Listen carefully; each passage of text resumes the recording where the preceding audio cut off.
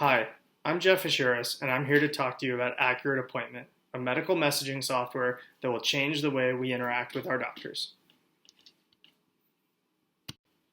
In order to understand the issue, let's take the case of John Smith, a young investment banker in Manhattan.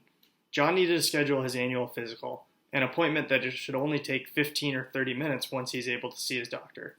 He made an appointment for 12:30, not wanting to take a full afternoon off of PTO or sick leave. He figured he could get to the doctor's office, have the appointment, and be back to his desk in order to get caught back up on emails. His boss might not even know he was gone.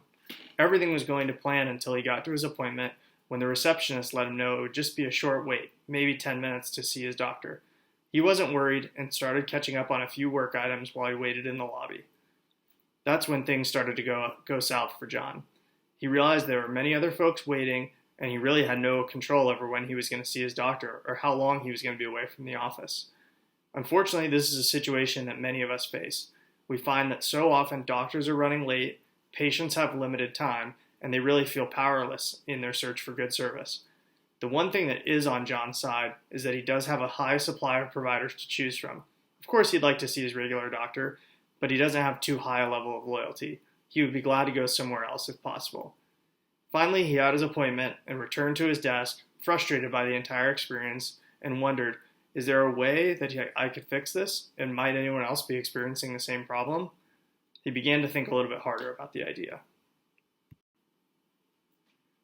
John would be the first to tell you that he didn't know much about coding or software development, but that he could see a solution in place. Could there be a simple text messaging software that would text a patient when the prior patients had checked in and out of their appointments? Could it give them an estimate of the real-time delays the doctor was experiencing? Of course, there'd be an emergency factor, but everyone's understanding of that. John thought 2 to 3 text messages automated to him from the doctor's office could have saved him an hour and a half that day. He started to wonder who else might be experiencing the same problem. Maybe a mother of 3 who had to hire a babysitter to go to her appointment, or an elderly man who had to pay an hourly skilled caretaker to transport him to his appointments. He began to see that the market could be quite large for this. One thing that he wanted to stress when he thought about the solution was simplicity. He didn't want to make the user learn a complete new application or adopt a lot of new logins and credentials.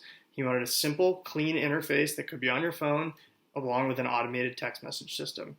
John's mind began to race, wondering how big the market really was. In order for John to understand just how big the potential market for this app could be, he decided to address 3 main variables: the total addressable market, serviceable available market, and serviceable obtainable market. He started naturally by looking at how many doctors are licensed in the US, including dentists. It's over 800,000. He then decided that he would sell the app to individual providers for a $2,000 initial sales price, with an annual subscription of $200 a year, just 10% of the setup cost. The annual subscription would help offset the recurring expenses that he had and allow the providers to have access to IT and troubleshooting for the implementation.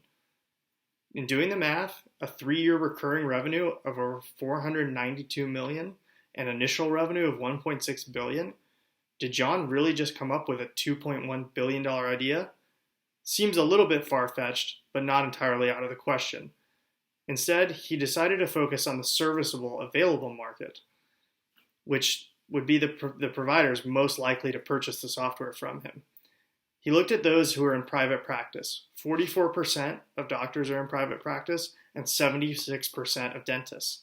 This reduced his target market by about 50% to 425,000 individuals. In applying the same numbers, his $2.1 billion idea now looked more like a $1.1 billion idea. Still very profitable for something that's going to send a simple text. In looking at how he might launch the product, he really focused on California. He knew he would need to hire app developers in the Silicon Valley and decided to base all of the company's efforts from there. He decided a geographic approach would make a lot of sense, so he looked at the 105,000 doctors in California as well as the 30,000 dentists.